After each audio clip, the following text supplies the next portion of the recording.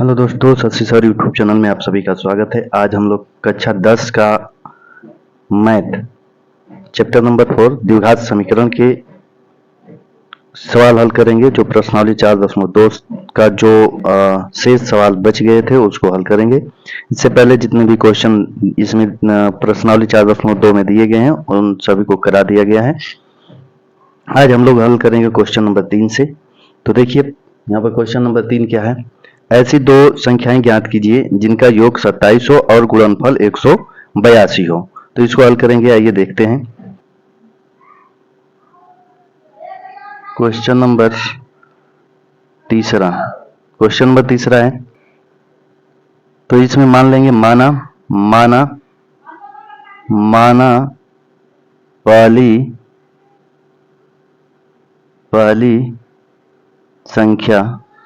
माना पहली संख्या x है।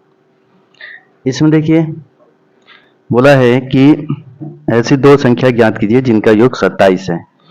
तो दो संख्या ज्ञात करना है जिनका योग 27 है। दो संख्या पहली और दूसरी का योग कितना है, 27 है।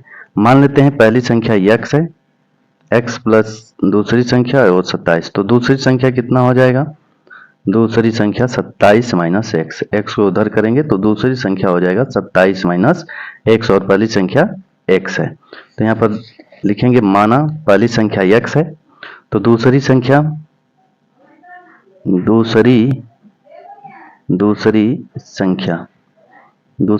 कितना हो जाएगा, 27 माइनस एक्स हो जाएगा। 27 माइनस एक्स हो जाएगा दूसरी संख्या।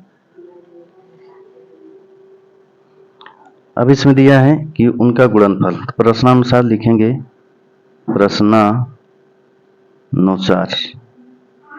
प्रश्नानुसार लिखेंगे दोनों का गुणनफल। अब दोनों का गुणनफल करेंगे तो x गुणे 27 माइनस एक्स बराबर हो जाएगा 182। दिया है कि दोनों का गुणनफल 182 है, तो दोनों का पहली संख्या और दूसरी संख्या का गुणा करेंगे तो 182 आएगा। अब इसको गुणा करते हैं तो x का जब 27 में गुणा करेंगे तो ये बनेगा 27x। x का गुणा माइनस एक्स में करेंगे तो माइनस एक्स स्क्वायर बनेगा बराबर 182 होगा। अब क्या करेंगे, माइनस एक्स को उधर ले जाएंगे और 27 को भी उधर पक्षांतर कर देते हैं। तो यहाँ पर बनेगा x को उधर करेंगे तो ये होगा एक्स स्क्वायर और इसको उधर करेंगे तो ये होगा माइनस 27x और 182 अपने जगह पर है, 182 बराबर ये हो गया 0। अब इसका हम लोग करेंगे गुणनखंड। जब गुणनखंड करेंगे तो 182 का फैक्टर बनाएंगे कि प्लस है तो जोड़कर हमको 27 लाना है। क्या करके लाना है, जोड़कर 27 लाना है। तो फैक्टर बना लेते हैं। ये हो जाएगा एक्स स्क्वायर माइनस, हम लोग 27 को क्या लिख सकते हैं, तो 27 को लिखेंगे 13 प्लस 14, 13 प्लस 14 और x हो गया प्लस 182 बराबर 0।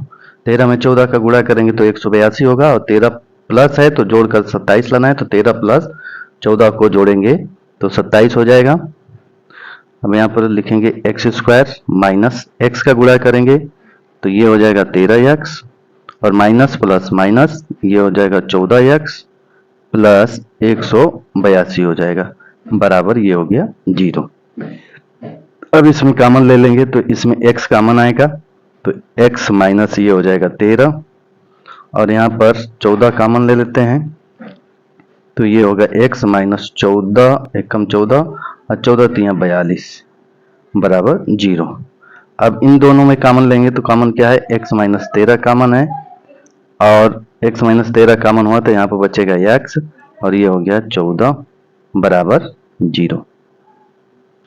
अब यहाँ पर लिखेंगे यदि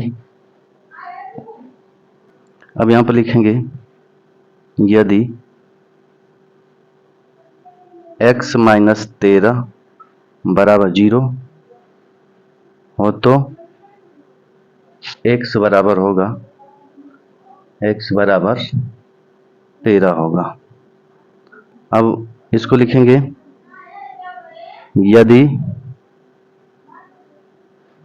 x माइनस 14 बराबर 0 हो तो x बराबर होगा 14। कितना होगा?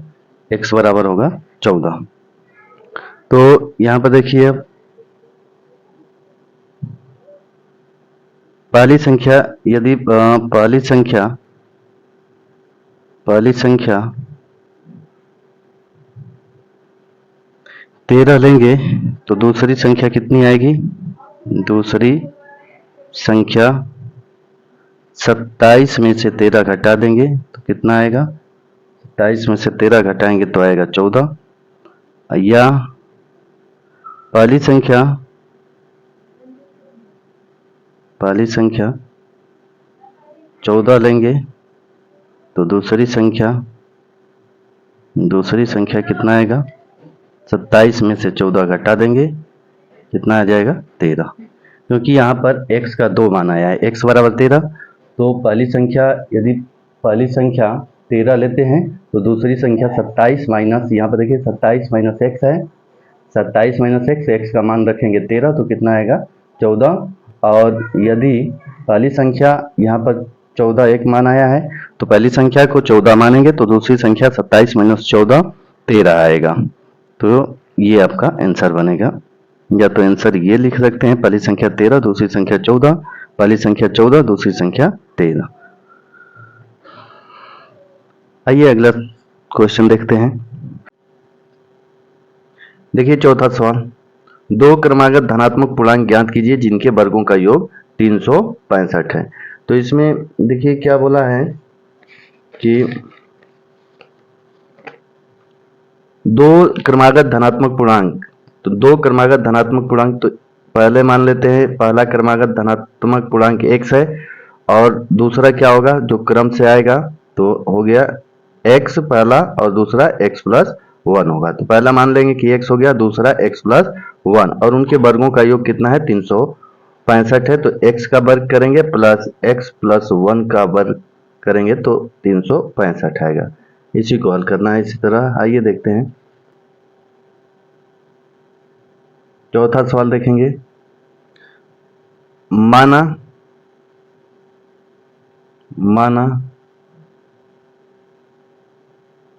पहला धनात्मक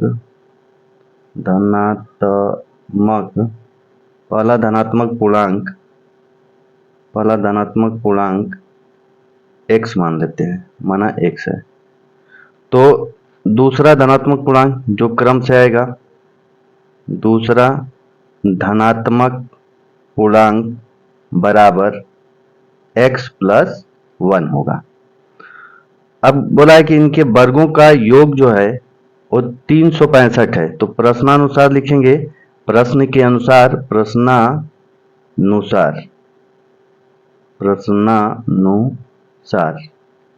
अनुसार इनके वर्गों का योग, तो x का वर्ग करेंगे तो x स्क्वायर होगा प्लस x प्लस 1 का होल स्क्वायर करेंगे और इनको जोड़ेंगे, प्लस का साइन है, जोड़ देंगे तो आएगा 365। अब इसको हल करते हैं। ये होगा x square plus a plus B का होल स्क्वायर, सूत्र लगाएंगे इस पर, तो ये होगा x स्क्वायर प्लस 1 का स्क्वायर 1 होगा प्लस 2ab यानी 2x और 1 का गुणा करेंगे तो 2x होगा, यानी ये हो गया 2x बराबर 365। अब x square plus x square कितना हो जाएगा? तो ये होगा 2x स्क्वायर और प्लस पहले 2x को लिख देते हैं और 365 को इधर लेकर आएंगे, एक को लिखेंगे और 365 इधर आएगा तो माइनस 365 होगा, बराबर ये हो जाएगा 0। अब इसको लिखेंगे 2x स्क्वायर और प्लस 2x, 365 में एक में से 365 घटाएंगे तो माइनस 364 होगा, बराबर 0।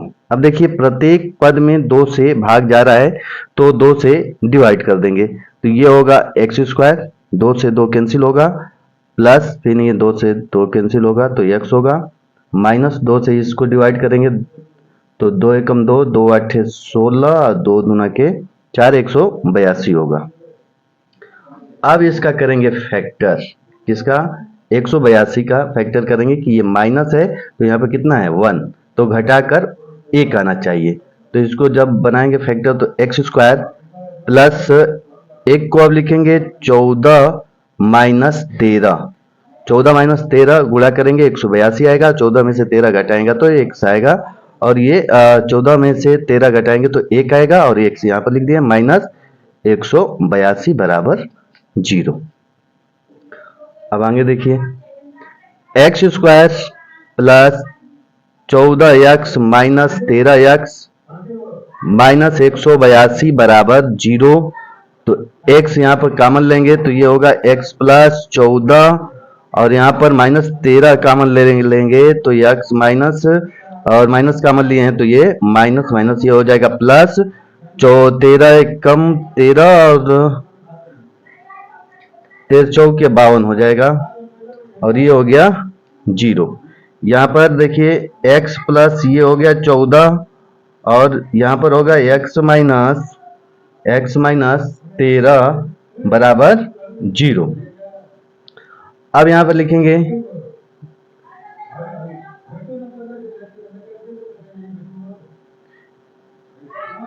यदि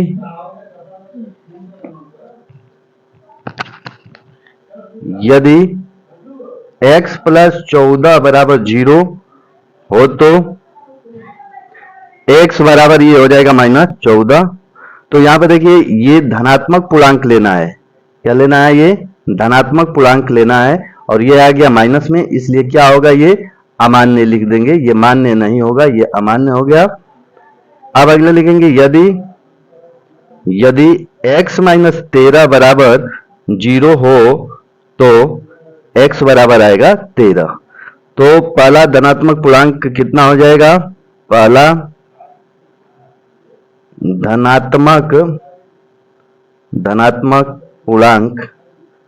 धनात्मक पूर्णांक 13 हो जाएगा। दूसरा कितना होगा?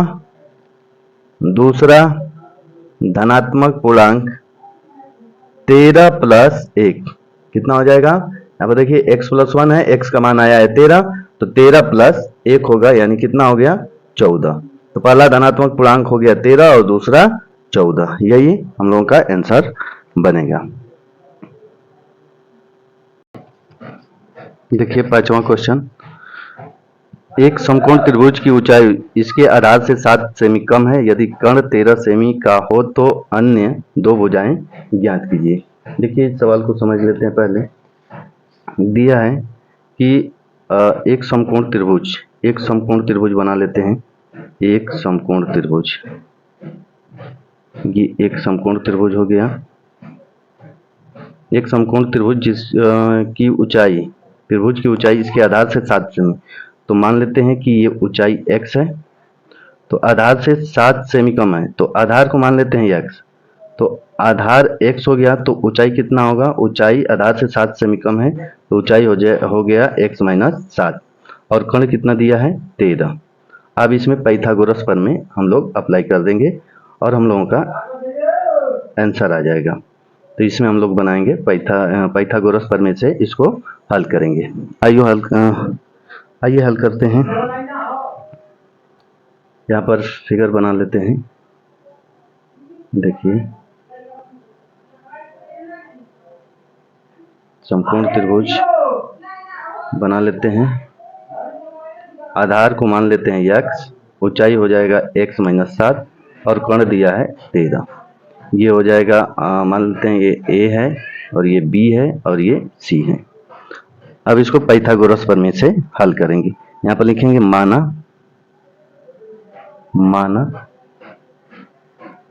आधार, त्रिभुज का आधार बराबर x मीटर हो गया, मीटर नहीं सेमी में सब दिया है तो x सेमी हो गया। आधार x सेमी और ऊंचाई कितना होगा? x माइनस 7 सेमी हो जाएगा। और कर्ण दिया है, इसमें कर्ण दिया है 13 सेमी। तो पाइथागोरस प्रमेय से इसको हल करेंगे। पाइथागोरस प्रमेय से इसको हल करेंगे। तो पाइथागोरस प्रमेय क्या होता है? पाइथागोरस प्रमेय होता है कर्ण का स्क्वायर बराबर आधार का स्क्वायर प्लस ऊंचाई यानी लंब का स्क्वायर। ये हो गया ऊंचाई यानी लंब का स्क्वायर। कर्ण कितना है? 13, तो 13 का स्क्वायर कर देते हैं बराबर आधार है x, तो x का स्क्वायर अब प्लस ऊंचाई दिया है यहाँ पर x माइनस 7 का स्क्वायर कर देंगे। ये ऊंचाई है, देखिएगा ये ऊंचाई का स्क्वायर है। अब 13 का स्क्वायर करेंगे तो 169 होगा बराबर ये x स्क्वायर हो गया और प्लस इसको हल करेंगे तो a माइनस बी का होल स्क्वायर, ये होगा x स्क्वायर प्लस b का स्क्वायर यानी 7 का स्क्वायर 49 होगा माइनस 2ab, तो 2 7 दूना के 14 हो जाएगा और ये x हो जाएगा। अब इसको हल करेंगे तो 169 बराबर ये होगा 2x square plus x square 2x square और ये हो जाएगा प्लस 49 माइनस 14x। अब क्या करते हैं 169 को उधर ले जाते हैं और इस समीकरण को हम लोग सीधा लिख देते हैं।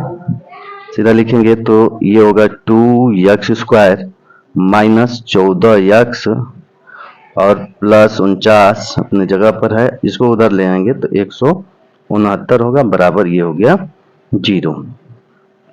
ये होगा 2x स्क्वायर माइनस 14x और इसको घटाएंगे तो माइनस ये 9 में से 9 जाएगा 0 और 6 में से 4 जाएगा 2, 120 होगा बराबर ये हो गया 0। अब देखिए इन प्रत्येक पद में 2 से भाग जा रहा है तो 2 से भाग कर देंगे, थोड़ा आसान हो जाएगा समीकरण। x स्क्वायर माइनस ये हो जाएगा 7 दूना के 14x और माइनस 2 6 के 12 बराबर ये हो गया 0। अब इसका हम लोग करेंगे फैक्टर। 60 का फैक्टर करेंगे कि हम लोगों को माइनस है तो घटाकर 7 लाना है। जब इसका फैक्टर बनाएंगे तो बनेगा 12 5 60, 12 5 60। तो इसको हल करेंगे तो ये होगा x स्क्वायर माइनस 7 को घटाकर 7 लाना है तो 12 में से 5 घटा देंगे तो 7 आ जाएगा माइनस ये हो गया 60 बराबर 0। आइए हल करते हैं यहाँ पर। अब इसमें क्या लिखेंगे x square minus 12x plus 5x minus ये हो गया 60 बराबर 0। जब x इसमें कॉमन लेंगे तो x माइनस ये बनेगा 12 और इसमें 5 कॉमन लेंगे तो x माइनस 12 5 60 बराबर 0। तो यहाँ पर हो जाएगा x माइनस 12 और ये होगा x प्लस 5 बराबर 0। अब यहाँ पर लिखेंगे यदि x माइनस 12 बराबर 0 हो तो x बराबर ये होगा 12। अब इसको लिखेंगे तो यदि x प्लस 5 बराबर 0 हो तो x बराबर कितना आएगा माइनस 5। क्योंकि ये आधार है और ऊंचाई और जो आधार और ऊंचाई जो है ये माइनस में नहीं होगा, इसलिए इसको लिखेंगे अमान्य। ये माइनस वाला नहीं लेंगे, प्लस वाला लेंगे 12। तो आधार कितना हो गया हम लोगों का? आधार त्रिभुज का आधार हम लोगों का हो गया x माने हैं, x का मान कितना आया है 12 और ऊंचाई कितना हो जाएगा? ऊंचाई 12, x माइनस 7 है तो x का मान है 12 माइनस 7 करेंगे तो आ जाएगा 5। तो ये हम लोगों का फाइनल आंसर होगा। आइए एक क्वेश्चन और है उसको हल करते हैं। क्वेश्चन नंबर 6 दिया है, एक कुटीर उद्योग एक दिन में कुछ बर्तनों का निर्माण करता है। एक विशेष दिन यह देखा गया कि प्रत्येक नग की निर्माण लागत उस दिन के निर्माण किए गए बर्तनों की संख्या के दोगुने से 3 अधिक थी। यदि उस दिन कुल निर्माण लागत 90 थी तो निर्मित बर्तनों की संख्या और प्रत्येक नग की लागत ज्ञात कीजिए। तो निर्मित बर्तनों की संख्या मान लेंगे x और प्रत्येक मतलब एक नग की लागत मान लेंगे बर्तनों की संख्या x मानेंगे और प्रत्येक नग की लागत कितना होगा, तो यहाँ पर देखिए उस दिन निर्माण किए गए बर्तनों की संख्या के दोगुने, तो बर्तनों की संख्या x माने हैं तो x का दोगुने से 3 अधिक है प्लस 3 कर देंगे, यानी 2x प्लस 3 हो जाएगा। आइए अब इसको हल करके देख लेते हैं। माना बर्तनों की संख्या बर्तनों की संख्या मान लेते हैं एक यक्स हो गया। प्रत्येक नग की लागत यानी एक नग की लागत कितना होगा, देखिए सवाल दिया है बर्तनों की संख्या के, यानी बर्तनों की संख्या कितना है एक्स, एक्स के दोगुने के मतलब गुणा और दोगुने मतलब 2 से, यानी एक्स गुणे 2, दोगुने मतलब 2 से गुणा करेंगे, से 3 अधिक है प्लस 3 कर देंगे, तो ये हो जाएगा हम लोगों का 2x प्लस 3, ये लागत आ गया।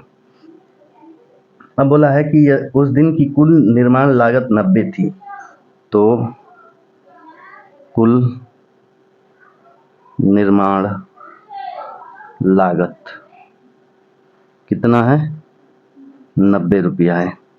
कितना, 90 रुपया। तो निर्माण लागत कुल निकालेंगे तो 2x प्लस 3 का गुणा x में कर देंगे, यानी कि एक नग का लागत बर्तनों की संख्या में कर देंगे तो 90 के बराबर हो जाएगा। तो यहाँ पर लिखेंगे x गुणे 2x प्लस 3 बराबर ये हो जाएगा 90।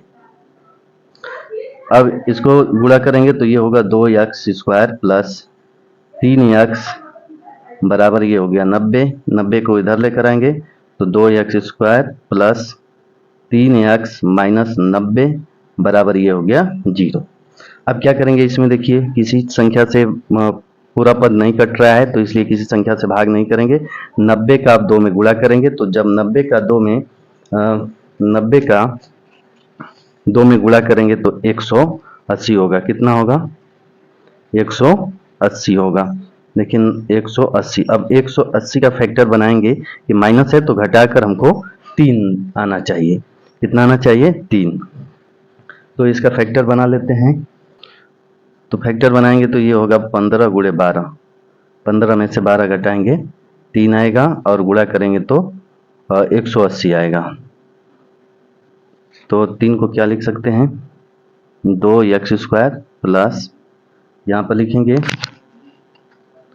15 माइनस 12 x माइनस 90 बराबर ये हो गया 0। तो 2x square plus 15x minus 12x minus 90 बराबर 0 हो गया। इसमें कॉमन लेंगे, x कॉमन हो रहा है तो ये होगा 2x प्लस 15 माइनस यहाँ पर कॉमन कितना आएगा, तो 6 कॉमन आएगा। 6 कॉमन लेंगे तो 6 दूना के 12 और ये माइनस माइनस प्लस हो जाएगा। 6 एक कम 6, 6 5 30 हो गया बराबर ये 0। अब यहाँ पर हल करेंगे तो ये होगा 2x plus 15, 2x plus 15 common हो गया और एक में x माइनस 6 होगा बराबर ये हो गया 0। अब लिखेंगे इसमें यदि 2x प्लस 15 बराबर 0 हो तो 2x बराबर ये हो गया माइनस 15, तो x बराबर हो गया माइनस 15 बटे में 2 आएगा। तो x बराबर माइनस 15 बटे 2, हालांकि ये बर्तनों की संख्या x है तो ये बर्तनों की संख्या भिन्नात्मक नहीं होगा, न माइनस में होगा, इसलिए ये अमान्य होगा।